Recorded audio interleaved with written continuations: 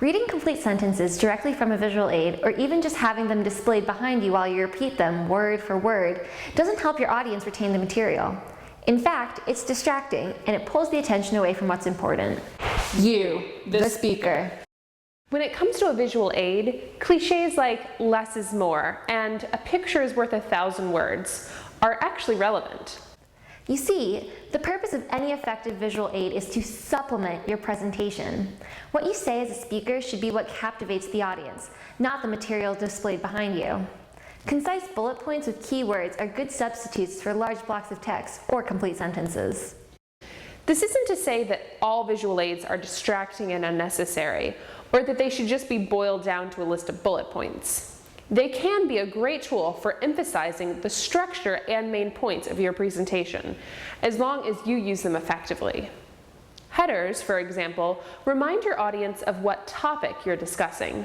Clear organization in bullet points like these can only get you so far, however. The key here is visual, and words are rarely exciting to look at. Use visual aids to clearly display graphs and data, or to show relevant images. Strong visuals have the power to evoke emotional responses with your audience and keep them engaged. In this video, we will discuss a variety of ways to effectively create a strong visual aid. There are a lot of tips and tricks that seem like common sense, but often go unnoticed, as well as a whole arsenal of new tools and ideas that you can implement into your own presentations. The first thing to consider when creating a visual aid is your audience. Are you speaking to your peers? Experts?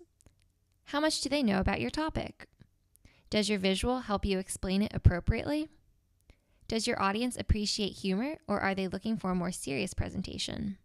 The makeup and mindset of your audience is going to affect the design of whatever type of visual aid you use. Incorporating a meme or a pop culture reference may be useful in connecting with your classmates on a fairly informal presentation, but won't be appreciated if you're presenting to a panel of experts. Knowing your audience can also help you create an engaging presentation that they will want to listen to. Be sure to pay attention to the assignment guidelines before starting any project. Even though your physical audience will typically be your peers, you may be expected to present as if they were someone else, perhaps to enforce formality or to focus your presentation. Once you have considered the parameters you have to work in, you are ready to start designing your visual aid. The first thing to think of when you put together any visual aid is the saying, less is more. You don't want to distract your audience with too many pictures, too much text, too much data, or dizzying transitions.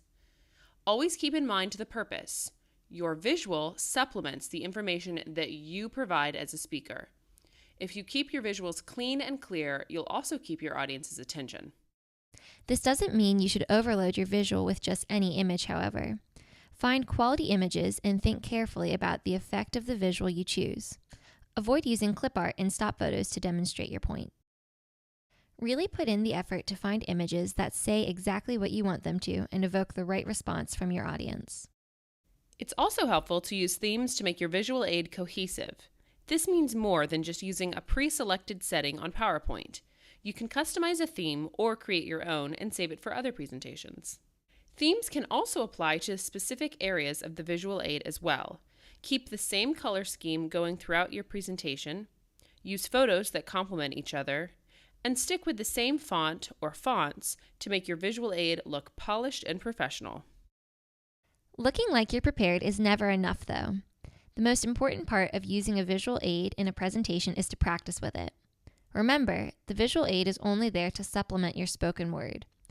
Don't use it to create an illusion of understanding or to distract your audience from the fact that you don't know your material. Get into a classroom and test it out. See how your visual works in the space you'll be presenting, and come to the speaking center to rehearse and get some feedback. One final piece of advice is to never be afraid of a little creativity. Visual aids are not exclusive to PowerPoint or other slideshow presentations. These are excellent tools when created correctly, but they're often overused.